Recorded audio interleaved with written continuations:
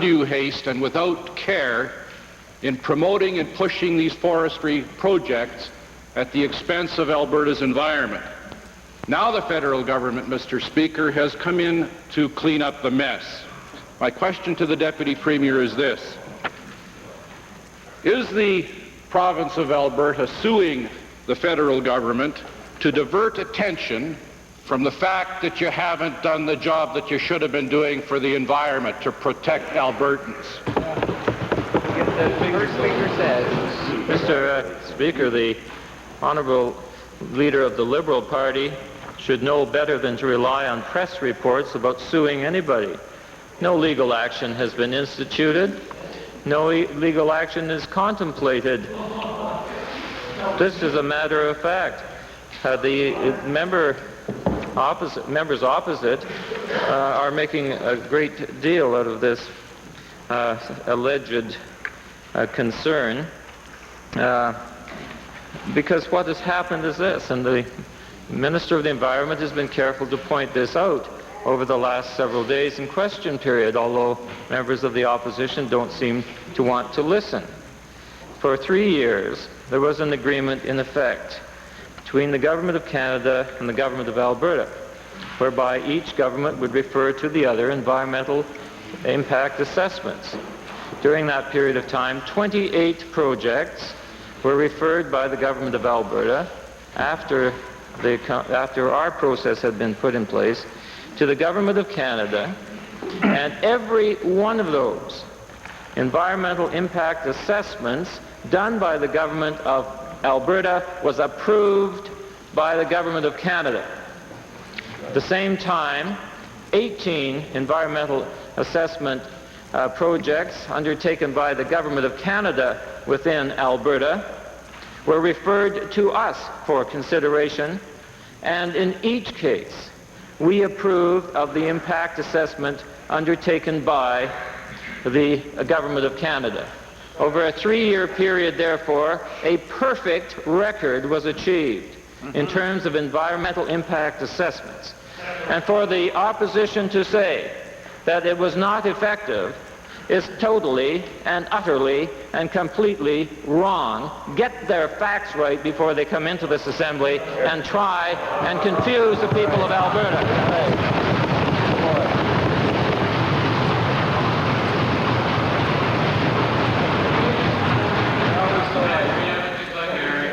Speaker, maybe the Deputy Premier should consult with his colleague to find out what he's saying so that he gets his story straight.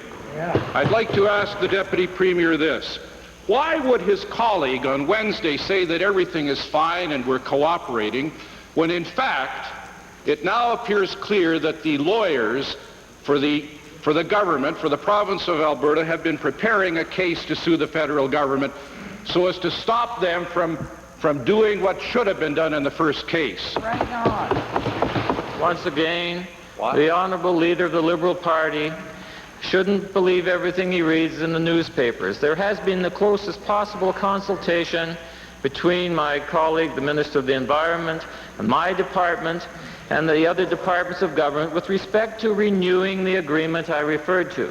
That did expire on the 15th of May.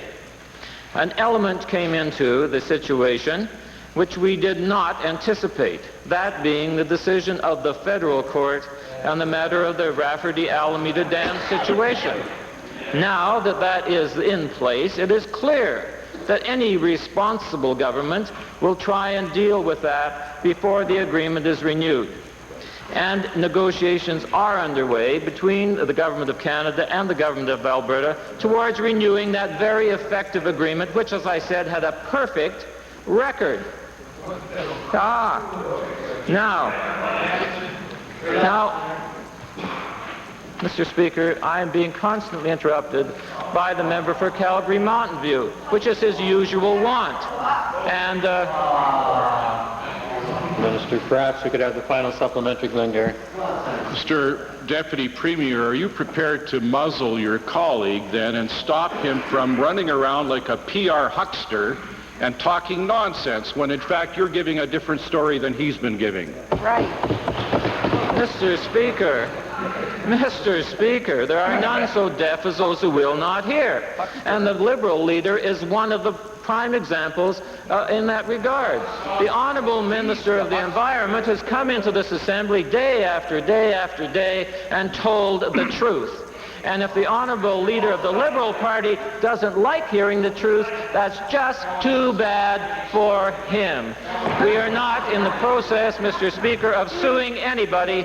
We are going to negotiate a fair and effective environmental impact assessment agreement with the Government of Canada. We believe that the good faith that they demonstrated and which we exercise will carry us into a new period of cooperation that the Honourable Leader of the Liberal Party couldn't imagine, considering his relationship with Pierre Elliott Trudeau and that gang.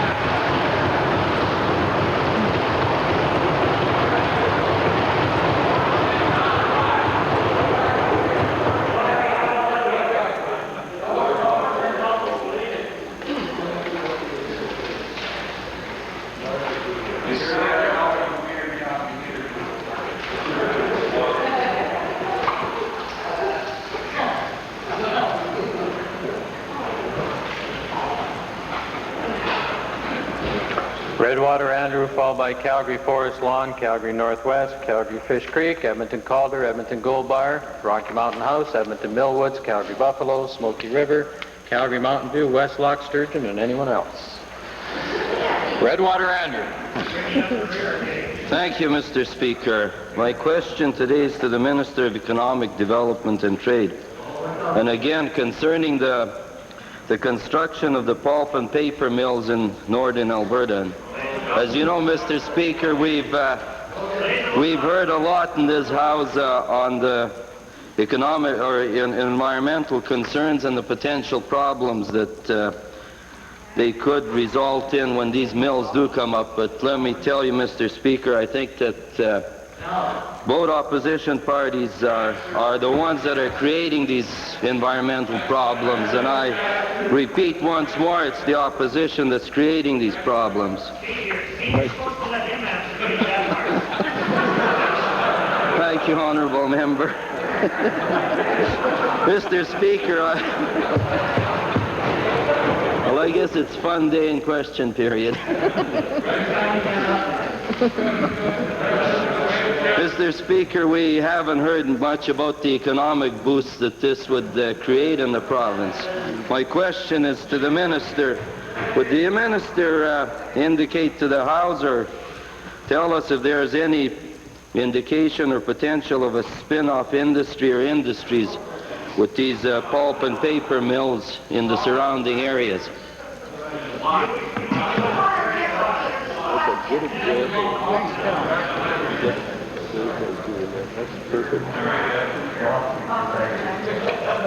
Peter, I'm going to give you that up from give me that.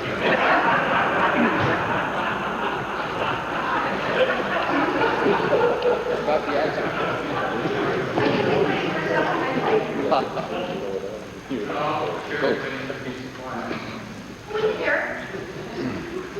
I don't know how you can hear and talk at the same time. The chair is interested that you can hear over your own voice. Thank you. The chair recognizes the Minister of Economic Development and Trade. Thank you very much, Mr. Speaker, and it's delightful to know that at least there are some members within this Legislative Assembly that are concerned about the economic environment within this province. We've indicated on a consistent basis that we are going to have the highest environmental standards in place for these projects. In addition to that, this party has a deep concern for the economic security of individual Albertans who are looking for employment. And we want to continue with that. Thank you. Perhaps all members could be gracious enough to allow the answer to be given. Thank you. And we want to continue with that trend of economic vitality. We experienced the strongest economic growth of any province in this country last year, Mr. Speaker. The spin-off benefits, both direct and indirect, are enormous as it relates to the forestry projects that are on stream. We just saw an announcement a few weeks ago whereby DuPont is going to establish itself in the honourable member's constituency of Redwater Andrew as one of the spin-off benefits. In addition to that, we have direct job employment in the vicinity of some 4,000 jobs. Mr. Speaker, the benefits are enormous, but we wish to underscore, as the Minister of Environment has consistently done, we have the highest environmental standards, but we also want to make sure that the economic climate is one whereby we are... Thank you. Short supplementary, Redwater Andrew. Thank you, Mr. Speaker. My supplementary is to the Minister of Career Development and Employment. As we all know, this DuPont plant in the Redwater area will, after construction, will need some highly technical and engineering people. Could the Minister indicate whether DuPont will be bringing these people in, or would they be training them in the area? Mr. Speaker, to answer the question in a generic sense, we do have models under a special training program, industry-based training program, and it would be my hope that working with a community-based group that we could assist at least people in the community. I can't say how much expertise they would have in the very technical area, but we would assist people located in the communities joining the plants to get employment by working with an industry-based training program. Thank you, Mr. Speaker. And as we're all aware, Mr. Speaker, the opposition, especially the socialists, I don't think want to see employment in this province. Order, please. Order first. Secondly, the supplementary question succinctly put, or else question taken away. Well, Mr. Speaker, it should be known out there, the views of the opposition. Honourable member, very much. The House is well aware. The chair now recognizes the member for Calgary Forest Lawn, followed by Calgary Northwest. Thank you, Mr. Speaker. This government has shown a colossal inability to manage Alberta's non-renewable energy resources. No better example can be provided than the government's handling of the Alberta Royalty Tax Credit Program. Not only do the large companies, rather than the small companies, and the small Alberta producers for whom the program was intended, derive the greater benefit, but some companies take advantage of loopholes to multiply their credits. To the Minister of Energy, given the need to reduce the drain on the provincial treasury, why does the minister not reduce the cap on the ARTC to, say, $500,000 and target the program more effectively to small producers? Mr. Speaker, in consultation with all of the industry organizations, the Small Explorers, Canadian Petroleum Association, and IPAC, we are doing just that and have been in consultation with them for some 4 or 5 months. Anyway, Mr. Speaker, supplementary to the minister, given that some companies bend the rules by establishing associate companies, and these companies are eligible for royalty tax credits even if the parent owns up to 89.9% of the associate company, why won't the minister eliminate this problem by reducing the percentage for associate company status? Mr. Speaker, I can advise the honourable member that we have that under active consideration. It has been one of the recommendations from all 3 of the industry organizations that was presented to us, I guess, even prior to my term as Minister of Energy. So it's nice to see the honourable member for Forest Lawn catching up to what's happening in the industry in Calgary. As a matter of fact, Mr. Speaker, I asked that question last year, and I wonder how much money would have been saved to the Treasury if he'd acted sooner. So my question to the minister, Mr. Speaker, is would the minister then give us some idea of how much money has been lost to the Alberta Treasury through the bending of associate ownership rules? Hear, hear. Mr. Speaker, the Alberta Royalty Tax Credit Program has been a very important program for the industry, and it has been, in fact, in place since, I believe, around 1974. That program is the lifeblood of many of the small companies in this industry. And I can tell you that we will monitor this program. We are in the process of receiving recommendations as to how we can review this program in terms of moving from a generic program based on amount of royalties paid to a price-sensitive regime whereby we would be allowed to preserve the infrastructure of the industry during periods of lower prices and move away from the level of assistance in the program during higher prices. We have, as I indicated in my previous comment, the provincial treasurer under whose jurisdiction the legislation falls, is looking at the modification of the program to make it most responsive to those in the greatest need, Mr. Speaker. Calgary Northwest, followed by Calgary Fish Creek, then Edmonton Calder. Thank you, Mr. Speaker. Mr. Speaker, the citizens of this province are becoming increasingly concerned about questionable loan guarantees. It was announced yesterday that General Systems Research of Edmonton will receive yet another guarantee, this time for $2 million. This company has been to the public trough at least twice before, and government holdings in this company are worth less and less. Started with $2.5 million worth of common shares, they're now worth about $500,000. My question is to the Minister of Technology, Research and Telecommunications. What assurances does the government have that the $30 million which the government has invested in a company with an accumulated deficit of some $33 million, what are our assurances that this is simply not a case of throwing good money after bad? Will we get our money back? Mr. Speaker, the investment of the government of Alberta is nowhere close to what the honourable member suggests. The investment by way of preference shares and common shares is the neighborhood of 20. But the company does possess advanced technologies in areas of lasers and aerospace industry. Recently, those technologies must move towards production and commercialization stage. They have signed recent contracts that give it a new light, and those new circumstances are leading to us reconsidering the situation, monitoring it closely, and it is hoped that the help and the aid that is given to General Systems Research will allow them to bring that technology to full commercialization.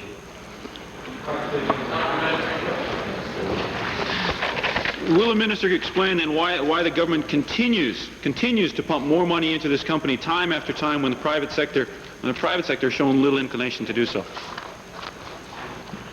Same question, Mr. Speaker. The further monies have not been pumped into the company. Further aid by way of a loan guarantee has been provided for the reasons that I mentioned.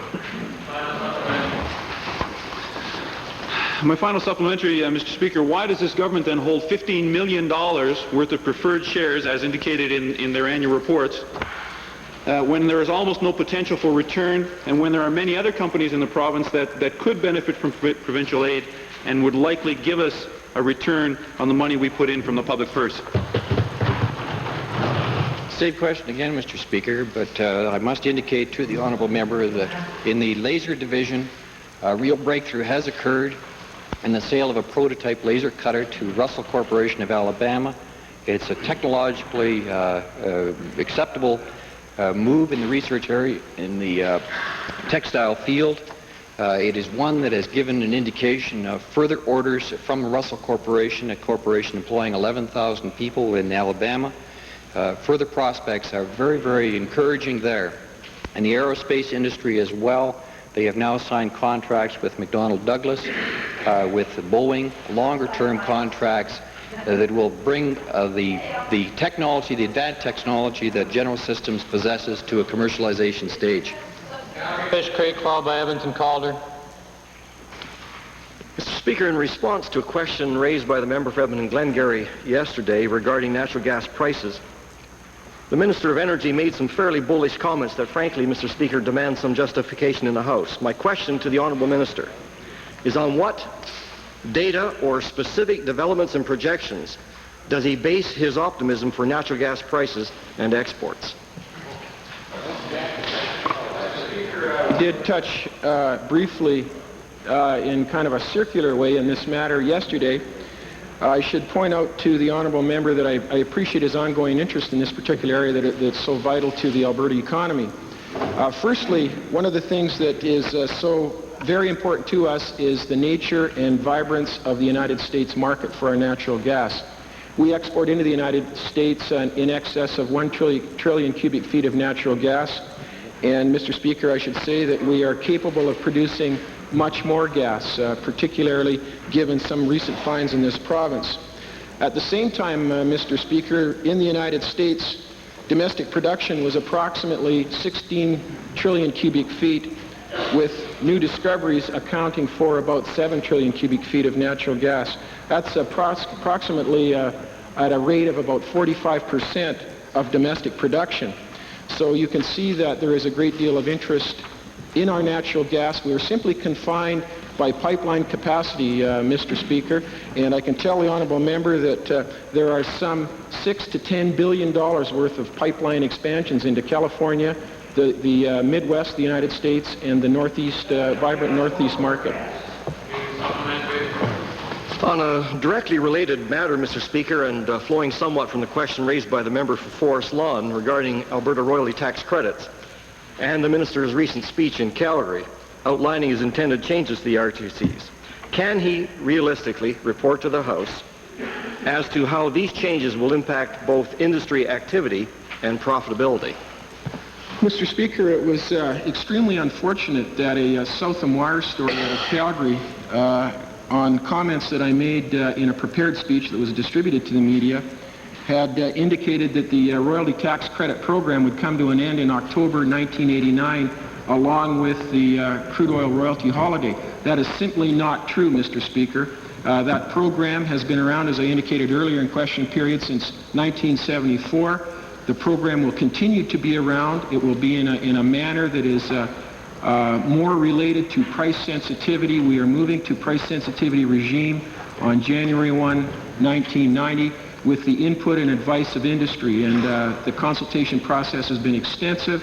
I had the opportunity to meet with IPAC as recent as this week, and we will certainly be putting in a program that will not only be price sensitive, Mr. Speaker, but will have some term certainty to it so that the industry knows where they stand. As I indicated earlier in question period, to the small producers, the netbacks on the royalty tax credit are very important to them, and we want to continue to keep them healthy during this period of pipeline expansion so that the supply will be able to match the demand in the next 2 years. Thank you, Mr. Speaker. My final sup has to do with this government's crude oil royalty holiday program. There appears to be a fair amount of confusion and uncertainty, Mr. Speaker, in Calgary regarding the status and the minister's plans for this program. Will he clarify today exactly what he has in store for this beneficial and invaluable program? Mr. Speaker, the crude oil royalty holiday was put in place 5 years ago in October 1986, and it had 3 tiers to it. Wells that were drilled to the end of October 87 received a 5-year holiday. Wells drilled to the end of October 88 had a 3-year holiday. Wells drilled to the end of October 89 had a 1-year royalty holiday. That royalty holiday applies whether or not there is production, Mr. Speaker, so that if there is production established in crude oil that is not produced for some time in the future, it still is, the crude oil royalty holiday is still applicable. I should point out that this program has resulted in somewhere between $400 and $700 million based on estimates to the end of the program in October 89. The regime came in place at substantially lower prices than today, and this government believes that $20 West Texas Intermediate, or around $24, $25 Canadian, that program should and will expire October 31st of this year. To Edmonton Calder, Edmonton Gold Bar, Rocky Mountain House. Thank you, Mr. Speaker. My questions are to the Minister of Family and Social Services. The Minister stated in the House yesterday in response to the Leader of the Official Opposition that his government meets basic needs for people on social assistance. In fact, their basic needs are not being met. $490 a month for rent and utilities for a young family is simply not adequate, and clothing allowance has not been increased since 1982. To the Minister, in view of the fact that social assistance rates do not reflect the true costs incurred by families and individuals, will the Minister prove that he really meant what he said yesterday and increase the rates? Mr. Speaker, we as a government monitor those rates on an ongoing basis. We evaluate them on an ongoing basis. We take into consideration economic factors, cost of food, cost of living, and we will continue to do that on an ongoing basis, and when there's appropriate needs for increments, we'll take the necessary action. Come on, you can do better than that. If you're monitoring, you should know that the rates are too low then. Supplementary to the Minister. How can the people of this province trust this government to meet their basic needs on social assistance when the rates are set arbitrarily and they just do not reflect the true costs of rent, utilities, food and clothing? Mr. Speaker, again, I mentioned earlier that we take into consideration a number of factors in establishing those rates, and that we're going to continue to make sure that we provide for those essential services, being food, clothing, and shelter. We've done that in the past, and we'll continue to do that in the future. Saying that the cost of clothing hasn't gone up in 5 years? The rates are set arbitrarily, and given that of the 140,000 people on social assistance in Alberta, thousands are children, how can this minister and this government say that they support families when they force so many families and children to live in poverty? Say with tongue-in-cheek. Mr. Speaker, I would first of all want to say that we as a government are, of course, very concerned about children living below the poverty line. It's something that isn't unique to this province. It's something that we as a nation are facing, and I don't think any Canadians take pride in seeing children living below the poverty line. I would want to say, though, on a more positive note, that here in Alberta, we have the second lowest number of children below the poverty line here in Canada, and I would say that I'm encouraged by the initiatives that we are taking as a government as it relates to the unemployment rate that we saw drop so drastically last month here in Alberta, the initiatives that relate to our forestry industry, the initiatives that relate to tourism, and Thank you, Honourable Minister. Thank you. That's a fair number still want to get into question period. Edmonton Gold Bar, followed by Rocky Mountain House. Mr. Speaker, last week in response to my question regarding the suicide of foster care child Wayne Moberly, the Minister of Family and Social Services answered, "It's a tragic situation, but I'm satisfied that we did everything that we could, and I don't think you can ask us to do anything more than that." Well, I'm asking for something more, Mr. Speaker. Mr. Speaker, I want to draw to the Minister's attention that his department commissioned an inquiry following a similar tragedy, that of Richard Cardinal, some years ago. This is the Tomlinson report. The report contained 27 sensible recommendations regarding child welfare, which the minister of the day responded to, stated would result in changes to the system, and which he committed himself to. That's this report, Mr. Minister. My question to the minister, Mr. Speaker, is, were the 27 recommendations of the Tomlinson report taken seriously? Were they implemented? And if not, why not?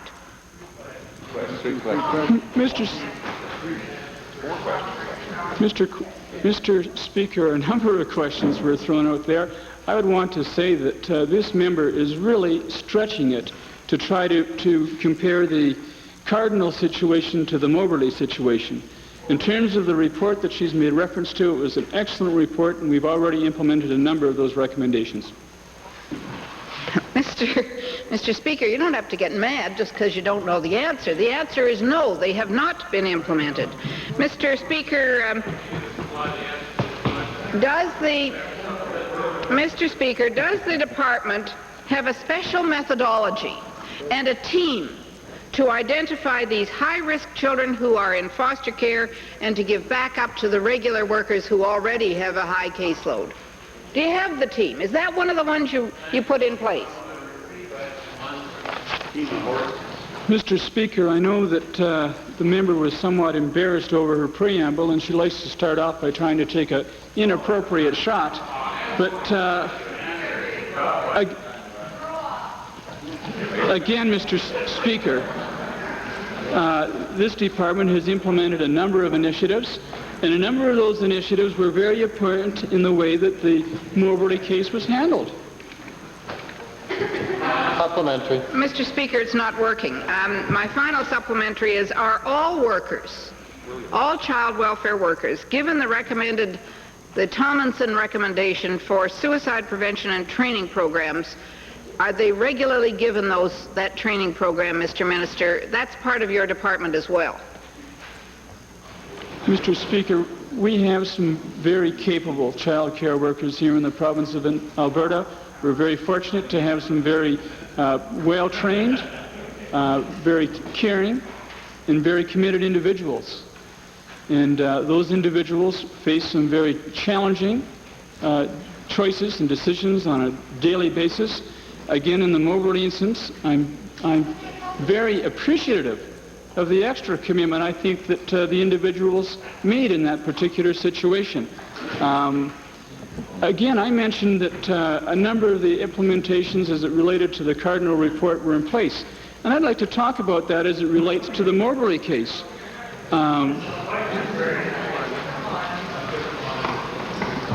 Mr. Speaker, it's difficult to give a quick comment to the answer. Honourable Minister. Thank you. Thank you. Rocky Mountain House, Edmonton, Millwoods, Calgary, Buffalo. Thank you, Mr. Speaker. Municipalities in this province are required to assess most of the property within their jurisdiction. They then set a mill rate and collect the taxes for their own needs and the amounts that are requisitioned by jurisdictions outside their municipality. One of those jurisdictions is the provincial government via the School Foundation Program. This year, the School Foundation Program has risen by about 2.5%. My question to the Minister of Education, what effect will this have on the residents of the province of Alberta, the residential property? Mr. Speaker, this levy is not levied on residential homeowners. It is not levied on property tax owners homeowners.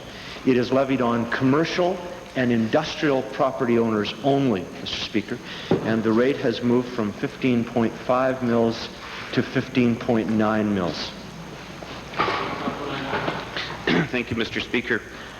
The fact is that this increase came about and the municipalities were notified after many of the tax notices were sent out.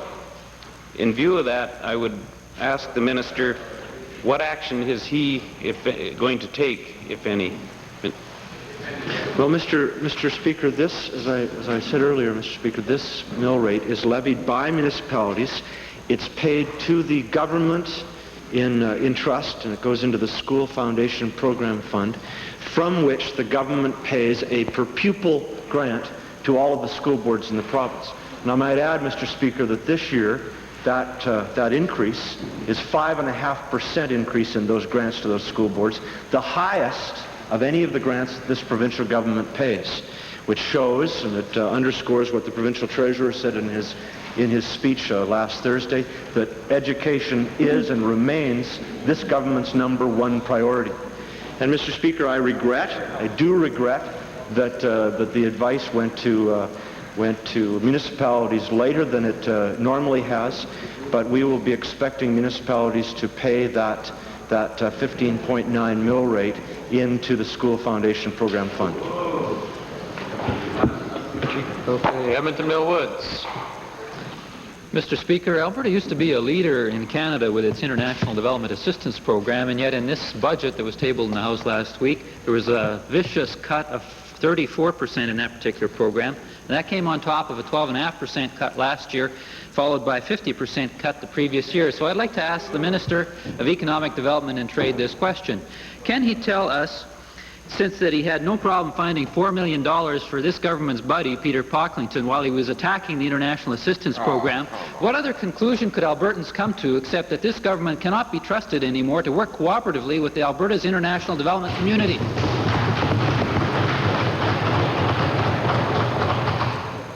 Mr. Speaker, I'm delighted that I have the opportunity to put the record straight, because the New Democratic Party on a consistently basis attempts to distort the facts.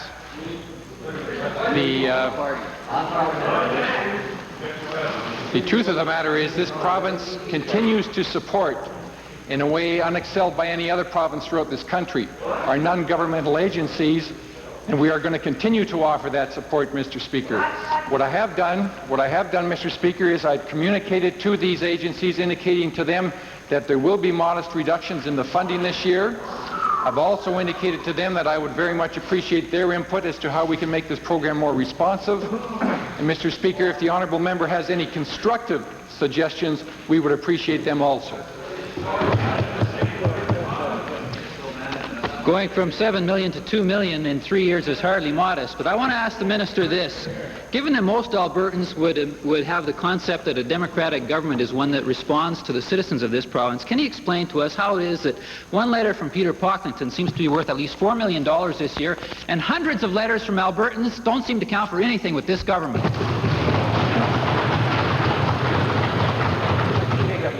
Mr. Speaker, the honourable member persists in dealing in distortion. Peter Pocklington did not receive any grant. Peter Pocklington did not receive any grant. And if the honourable member persists in involving himself in these distortions, I don't feel his question is worthy of an answer. That's right.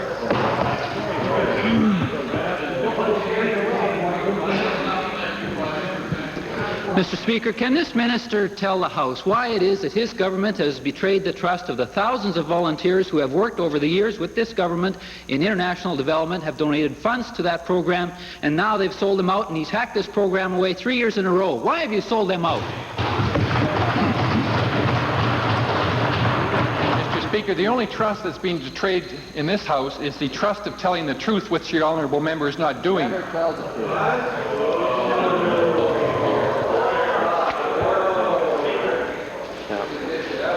I'm sure the honourable minister will pause and reflect and withdraw that remark. In terms of the matter of, well, other people saying no way really is beside the point. It's the minister involved who's got to make up his mind. The comments, again, with distrust and mistrust and so forth, are in the generic sense, whether it be government, opposition. But in this particular instance, the remarks were directed at an individual, and perhaps the minister would be kind enough to withdraw.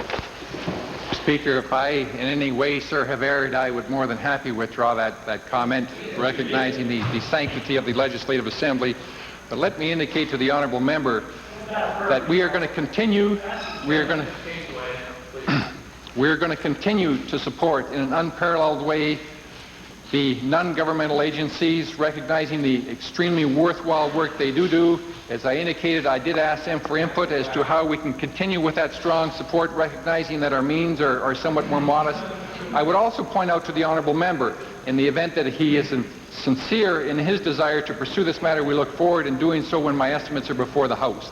Okay. Time for question period has expired.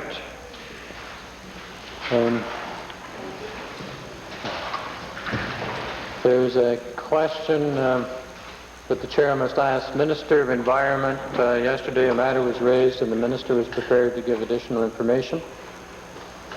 Is that now prepared to be entertained? Okay. Might we, since question period time has expired, might we have unanimous consent to complete this series of questions and answers? Agreed. Opposed? Carried. Minister of Environment, followed by Edmonton Jasper Place, and then Minister of the Environment. Mr. Speaker, the question yesterday was asked by the honourable member from Jasper Place. The Alberta government applied for and received a federal permit to construct a dam on the Oldman River under the Navigable Waters Protection Act. Today in court, the government's lawyer showed up and announced that the Alberta government has unapplied for that permit. If you can believe that, I wonder why the Minister of the Environment, who talked yesterday about cooperation, federal participation, all nice words, is engaging such cheap legal maneuvering today. I took that question under notice, Mr. Speaker, and today, since this is a matter that is before the court, I would like to defer to the Attorney General, who may wish to respond. Thank you. Mr. Speaker, all I can say is it is before the courts and will be determined.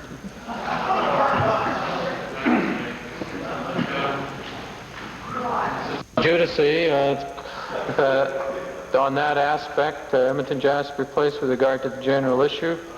My question for the Minister of the Environment is, has he determined why he wasn't informed by the government this action was taken, and has he taken some steps to get in the picture as far as decision-making on the environment is concerned?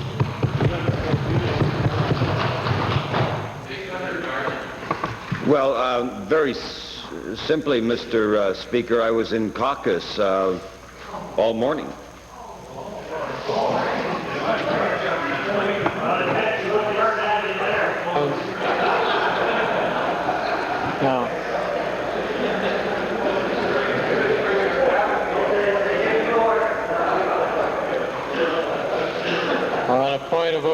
Edmonton Highlands. Yeah, Mr. Speaker, I'm not sure if this is a violation of, well, I know it's not of any standing order, but I did understand by agreement from the House leaders that written notice of supplementary information would always be given to the original questioner, and that that notice was not delivered. Yeah. That's right. It is indeed not a point of order. Well, the understanding of government House leader then, but That's a matter, Mr. Speaker. I think we should discuss at the House Leaders meeting and with Your Honor. Orders of the day. Tonight we have